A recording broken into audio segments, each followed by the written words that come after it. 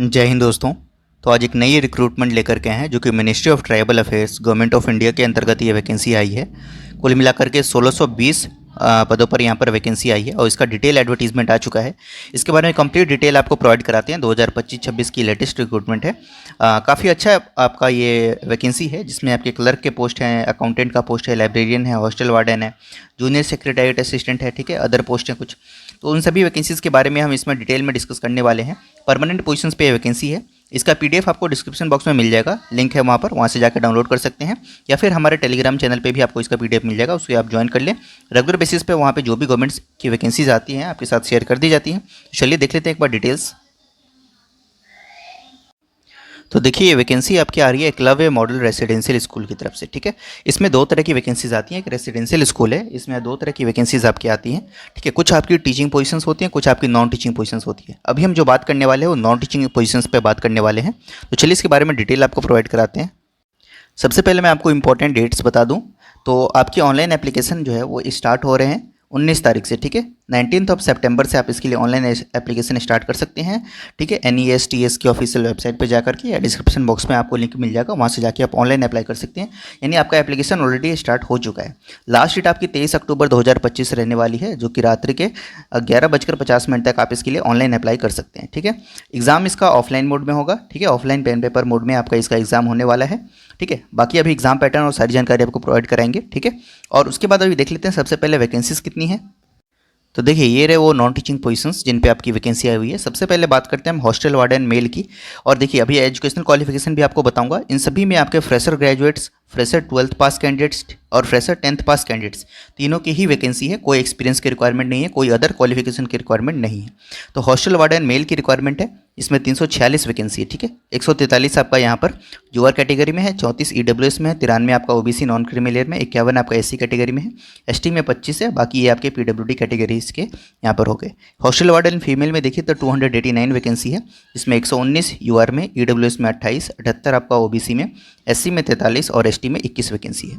Female staff nurse में 550 vacancy है, जिसमें यूआर में 224, 55 EWS में, 148 OBC में, 82 SC में, 41 ST में। उसके बाद अकाउंटेंट की वैकेंसी है, जिसमें 61 वैकेंसी, 61 पोस्ट है।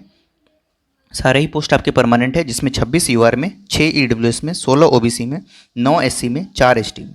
उसके बाद जूनियर सेक्रेटरीट असिस्टेंट यानी JSA का पोस्ट है, 228 वैकेंसी है, 94 पोस्ट यूआर में, 22 वैकेंसी EWS में, 61 वैकेंसी OBC में, 34 वैकेंसी SC कैटेगरी में और 17 vacancy ST category.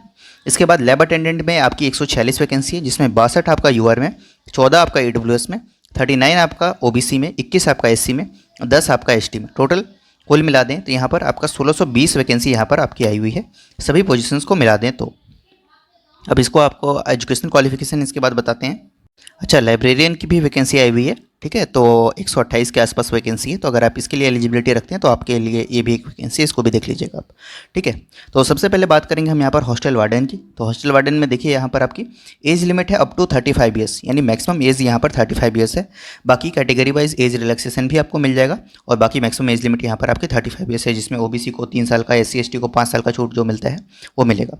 Educational qualification आपके पास बैचलर्स अगर है किसी भी सब्जेक्ट या स्ट्रीम में, देन आप इसके लिए अप्लाई कर सकते हैं, या फिर 4 ईयर्स का इंटीग्रेटेड ग्रेजुएशन डिग्री कोर्स है तो भी आप इसके लिए आवेदन कर सकते हैं। कोई एक्सपीरियंस की रिक्वायरमेंट नहीं, कोई अदर क्वालिफिकेशन की रिक्वायरमेंट नहीं है, जस्ट ग्रेजुएट है तो अप्लाई कर दें इसके लिए, ठीक। अकाउंटेंट की बात करें तो मैक्सिमम एज लिमिट 30 साल है और यहाँ पर आपकी बैचलर्स आपके पास कॉमर्स में होना चाहिए तो आप इसके लिए आवेदन कर सकते हैं, ठीक है। उसके बाद बात करते हैं JSA का, यानी जूनियर सेक्रेटरी असिस्टेंट। इसमें मैक्सिमम एज लिमिट 30 ईयर्स है, जिसमें 12th पास कैंडिडेट आवेदन कर पाएंगे। इसमें आपकी लास्ट में एक स्किल टेस्ट होगी, यानी typing test. 35 word per minute आपको इंग्लिश में चाहिए होगा, 30 वर्ड्स पर मिनट आपकी हिंदी में चाहिए होगा। उसके बाद बात करते हैं JSA के बाद लैब अटेंडेंट का पोस्ट, जिसमें अप टू 30 ईयर्स तक एक कैंडिडेट आवेदन कर सकते हैं। 10th पास है या डिप्लोमा है लेबोरेटरी टेक्निक में तो आवेदन कर सकते हैं, सिंपल 10th है तो भी आवेदन कर सकते हैं, या फिर 12th विद साइंस स्ट्रीम है देन ऑल्सो आप इसके लिए अप्लाई यहाँ पर कर सकते हैं। तो ये कुछ हो। इसके बाद देखिए अब हम बात कर लेते हैं एग्जाम पैटर्न की कि आप इसमें सिलेक्शन ले कैसे सकते हैं। तो सबसे पहले देखिए हॉस्टल वार्डन मेल या फीमेल दोनों के लिए सेम एग्जाम पैटर्न रहने वाला है। 2 टीयर में आपका यहाँ पर सिलेक्शन होगा। पहले टीयर 1 होगा, देन आपका टीयर 2 होगा। टीयर 1 जो है आपका वो प्रिलिमिनरी एग्जामिनेशन है, यानी क्वालिफाइंग है, मेरिट लिस्ट में ये ऐड नहीं होगा, ठीक है। इसको आपको क्लियर करना है। 1:10 रेशियो में आपके कैंडिडेट्स को टीयर 2 के लिए यहाँ पर सिलेक्ट किया जाएगा, जो कि OMR बेस्ड है, यानी पेन पेपर बेस्ड पेपर है, जिसमें 100 मार्क्स का एग्जाम होगा। ये 100 मार्क्स के एग्जाम में आपके कुल मिलाकर 5 सेक्शन से प्रश्न आएंगे हॉस्टल वार्डन के एग्जाम में, जिसमें जनरल अवेयरनेस अवेयरनेस के 10 क्वेश्चन 10 नंबर के लिए, रीजनिंग के 15 क्वेश्चन 15 नंबर के लिए, कंप्यूटर के 15 क्वेश्चन 15 नंबर के लिए, 30 क्वेश्चन आपके मैथ्स के होंगे 30 नंबर के लिए, और आपके जनरल इंग्लिश और जनरल हिंदी और साथ में रीजनल लैंग्वेज, कोई एक रीजनल लैंग्वेज से आपके यहाँ पर प्रश्न होंगे। वो रीजनल लैंग्वेज क्या होंगे, तो वो रीजनल लैंग्वेज इन में से इस 20 लैंग्वेज में से कोई भी से भी हो सकते हैं। आप इसको देख लीजिए यहाँ पर 30 क्वेश्चन आपके इसमें आएंगे, 10 क्वेश्चंस आपके जनरल इंग्लिश के, जनरल हिंदी के, और आप जो भी रीजनल लैंग्वेज इसमें से सिलेक्ट करेंगे आप उसका प्रश्न आपको यहाँ पर 10 क्वेश्चन देखने को मिलेगा। टोटल 100 क्वेश्चंस फॉर 100 मार्क्स, और टोटल समय आपको यहाँ पर मिलेगा 2 घंटे का। 2 घंटे का ये आपका एग्जाम होगा, ऑफलाइन मोड में एग्जाम होगा, ठीक है। तो ये आपका पैटर्न हो गया। इसके बाद आप सिलेक्ट होंगे 1:10 रेशियो में जितनी एडवर्टाइज वैकेंसी है, और वो उनको आपको टियर 2 में कॉल किया जाएगा। टियर 2 में देखिए यहाँ पर आपका subject specific syllabus is uploaded on the website of nest, ठीक है। सब्जेक्ट स्पेसिफिक इसमें आपके प्रश्न आएंगे इसमें, ठीक है, जिसका सिलेबस आपको नेस्ट की वेबसाइट पर देखने को मिल जाएगा। तो वो भी अभी मैं आपको दिखाऊंगा। नंबर ऑफ क्वेश्चंस इसमें ऑब्जेक्टिव होंगे 40 और डिस्क्रिप्टिव होंगे 15। तो 2 तरह के प्रश्न होंगे, कुछ क्वेश्चन एमसीक्यू बेस्ड होंगे और कुछ क्वेश्चन आपके यहाँ पर डिस्क्रिप्टिव होंगे, ठीक है। जो डिस्क्रिप्टिव क्वेश्चन होंगे वो 4 नंबर का होगा एक क्वेश्चन, यानी 60 नंबर का ये आपका डिस्क्रिप्टिव है, और एक क्वेश्चन एमसीक्यू वाला होगा जो कि 1 मार्क्स कैरी करेगा। तो 40 नंबर आपके इसके हो गए, तो यानी 100 मार्क्स का पेपर होगा, 55 प्रश्न होंगे, 3 घंटे का आपको इसमें समय दिया जाएगा, ठीक है। 1/3 की नेगेटिव मार्किंग हर एमसीक्यू के लिए होगा, चाहे वो प्री में हो चाहे या फिर आपके मेंस में हो। और फाइनल मेरिट लिस्ट जो आपकी बनेगी वो आपके यहाँ पर सिर्फ और सिर्फ सोनली बेस्ड ऑन टियर 2 एग्जामिनेशन बनेगी यहाँ पर। इसके बाद हम लोग बात कर लेते हैं अकाउंटेंट की। तो इसका भी एग्जाम पैटर्न मोर और लेस सेम ही है, बट फिर भी आप एक बार देख लें। प्री जो एग्जाम है उसमें जनरल अवेयरनेस के 10 क्वेश्चन 10 नंबर के लिए, रीजनिंग एबिलिटी के 20 क्वेश्चन 20 नंबर के लिए, कंप्यूटर के 20 क्वेश्चन 20 नंबर के लिए, मैथ्स के 30 क्वेश्चन 30 नंबर के लिए, लैंग्वेज कॉम्पिटेंसी जनरल इंग्लिश और जनरल हिंदी के यहाँ पर 10 क्वेश्चन 20 नंबर के लिए आएगा, ठीक है। तो इसमें तीसरा आपका यहाँ पर जो रीजनल लैंग्वेज वाला पेपर है वो अकाउंटेंट की पोस्ट के लिए नहीं होगा। 2 घंटे का समय मिलेगा, 1:10 रेशियो में कैंडिडेट सेलेक्ट होंगे जिनका टियर 2 होगा। इसमें सब्जेक्ट स्पेसिफिक सिलेबस यहाँ पर आपका होगा जो कि आपको ESSC 2025 के सेक्शन में आपको देखने को मिल जाएगा नेस्ट की वेबसाइट पर। अभी वेबसाइट उतने अच्छे से चल नहीं रहा है, तो आपको कुछ समय में वो भी प्रोवाइड करा देंगे। 40 ऑब्जेक्टिव आएगा, 15 डिस्क्रिप्टिव, सेम पैटर्न है जिसमें एक डिस्क्रिप्टिव क्वेश्चन 4 नंबर का होगा और ऑब्जेक्टिव क्वेश्चन एक नंबर का होगा। कुल मिलाकर 100 मार्क्स के लिए 55 प्रश्न आपसे पूछे जाएंगे, 3 घंटे का आपको समय मिलेगा। Final merit list solely based on tier 2 exam बनेगा आपका यहाँ पर, यानी आपको सिलेक्शन लेना है तो आपको टियर 2 में अधिक से अधिक स्कोर करना है। फीमेल स्टाफ नर्स क्या है इसको भी देख सकते हैं आप यहाँ पर। बाकी हम बात कर लेते हैं अगला JSA का, यानी जूनियर सेक्रेटरी असिस्टेंट, जिसमें 12th पास कैंडिडेट आवेदन कर सकते हैं। 30 साल मैक्सिमम एज लिमिट थी। इसमें भी टियर 1 जो है वो प्री है, क्वालिफाइंग है, ठीक है। 100 मार्क्स का ये पेपर होगा जिसमें रीजनिंग के 25 क्वेश्चन 25 नंबर के लिए, मैथ्स के 25 क्वेश्चन 25 नंबर के लिए, जनरल अवेयरनेस के 20 क्वेश्चन 20 नंबर के लिए, कंप्यूटर के 10 क्वेश्चन 10 नंबर के लिए, language competency test general English के 10 क्वेश्चन 10 नंबर के लिए और जनरल हिंदी के 10 क्वेश्चन 10 नंबर के लिए। 100 नंबर का ये पेपर होगा, 100 मार्क्स के लिए होगा, ठीक है। 2 घंटे का समय मिलेगा। इसके बेसिस पर 1:10 रेशियो में टियर 2 के लिए कॉल किया जाएगा कैंडिडेट्स को, जिसमें आपके सब्जेक्ट स्पेसिफिक सिलेबस आपको यहाँ पर मिल जाएगा और इसमें 40 ऑब्जेक्टिव होंगे, 15 डिस्क्रिप्टिव होंगे, कुल मिलाकर 100 मार्क्स का ये पेपर होगा। 55 आपके क्वेश्चन पूछे जाएंगे, 3 घंटे का आपके पास यहाँ पर समय होगा।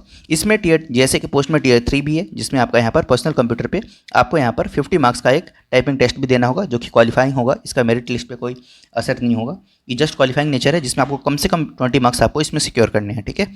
और इसके बाद हम बात करते हैं टाइपिंग टेस्ट में आपके टियर 2 से 1:3 रेशियो में कैंडिडेट्स को कॉल किया जाएगा। उसके बाद आपका लैब अटेंडेंट का है जो कि लेवल 1 का पोस्ट है। इसमें आपका जो 10th पास कैंडिडेट है वो आवेदन कर सकते हैं। इसमें रीजनिंग के 25 क्वेश्चन 25 नंबर के लिए, 25 आपके मैथ्स के क्वेश्चन, जनरल अवेयरनेस के 20 क्वेश्चन, कंप्यूटर के 10 क्वेश्चन और हिंदी और इंग्लिश के 10-10 क्वेश्चन, यानी कुल मिलाकर 100 क्वेश्चन 100 नंबर के लिए। 2 घंटे का समय, 1/3 नेगेटिव मार्किंग है। Subject specific syllabus descriptive tier 2 जो होगा उसमें 40 objective, 15 descriptive, 100 marks for 55 question, 3 घंटे का आपको समय मिलेगा, ठीक है। इस प्रकार से ये आपका पैटर्न हो गया, एग्जाम पैटर्न। अब इसके बाद मैं आपको सैलरी वगैरह बता दूं इसकी, तो सैलरी इसमें काफ़ी अच्छी मिलने वाली है आपको। सेंट्रल गवर्नमेंट की जॉब है, 8 पे कमीशन भी आपका आने वाला है, तो सैलरी इसमें काफ़ी अच्छी आपकी यहाँ पर बन जाएगी, ठीक है। फिर भी मैं आपको एक बार इसके पे लेवल वगैरह आपको शो कर देता हूँ। नंबर ऑफ वैकेंसीज मैं ऑलरेडी आपको बता ही चुका हूँ, ठीक है। तो वैकेंसीज आप यहाँ से देख ही लीजिएगा, ठीक है। तो देखिए सबसे पहले बात करते हैं हम हॉस्टल वार्डन मेल और फीमेल दोनों के लिए। ये पे लेवल 5 का पोस्ट होता है, 29,200 आपका बेसिक पे है। इसके ऊपर अलाउंसेज होंगे, जैसे 58% अभी DA मिल रहा है आपको, इसके ऊपर HRA मिलेगा, इसके ऊपर आपके CTA मिलेगा, या और भी अदर अलाउंसेज होते हैं काफ़ी सारे। वो सब चीज़ें ऐड करके लगभग आप अपने बेसिक का डबल कर दीजिए, अप्रॉक्स आप इतनी आपकी ग्रॉस सैलरी बन जाएगी। यानी आपका 30,000 के आसपास बेसिक पे है तो 60,000 के आसपास इनिशियल पर मंथ सैलरी होगा आपका। अकाउंटेंट लेवल 6 का यानी 70,000 के आसपास इनिशियल सैलरी होगी आपकी। जैसे लेवल 2 का पोस्ट है जिसमें आपकी 40 से 45,000 पर मंथ आपकी सैलरी होगी इनिशियली।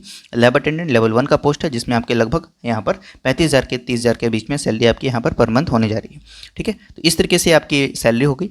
इसके बाद एप्लीकेशन फ़ीस की बात कर लेते हैं। इस पूरी वैकेंसी के बारे में जो सबसे ख़राब बात है वो यही इसकी एप्लीकेशन फ़ीस है, जो कि काफ़ी ज़्यादा है। अगर आप फीमेल हैं तो आपको यहाँ पर नॉन टीचिंग स्टाफ के लिए 500 रुपये एप्लीकेशन फ़ी लगेगा, चाहे आप किसी भी पोस्ट के लिए अप्लाई करेंगे। अगर आप female SC ST PWD candidate नहीं हैं तो आपके लिए application fee non teaching staff के लिए 1500 रुपये टोटल एप्लीकेशन फ़ी लगेगा, चाहे आप किसी भी पोस्ट के लिए अप्लाई करें। मोर देन 1 पोस्ट के लिए आप अप्लाई कर सकते हैं, लेकिन उसके लिए आपको अलग अलग एप्लीकेशन फ़ी पे करना होगा। इस प्रकार से वैकेंसी है। कोई क्वेरी है तो कमेंट सेक्शन में पूछ सकते हैं। बाकी डेट्स मैंने बता दिए और एग्जाम पैटर्न आपको बता दिया, नंबर ऑफ वैकेंसीज बता दी हैं, एजुकेशनल क्वालिफिकेशन बता दिया है, सैलरी बता दिया है। ठीक है, तो इस प्रकार से ये सारी डिटेल्स है। बाकी मेंस का आपका जो सिलेबस है वो आपको नेक्स्ट की सिलेबस पे वेबसाइट पे मिल जाएगा समय रहते। वो भी जब अपडेट होगा तो आपके साथ शेयर किया जाएगा, वो भी आपके साथ मैं शेयर कर दूंगा। ठीक है, तो अभी वो इसमें आपके इस वाले PDF में मेंशन नहीं है, बट अब जैसे ही वो ओपन होगा तो मैं आपको वो भी शो कर दूंगा। ठीक है, तो इस प्रकार से डिटेल है। Thank you so much.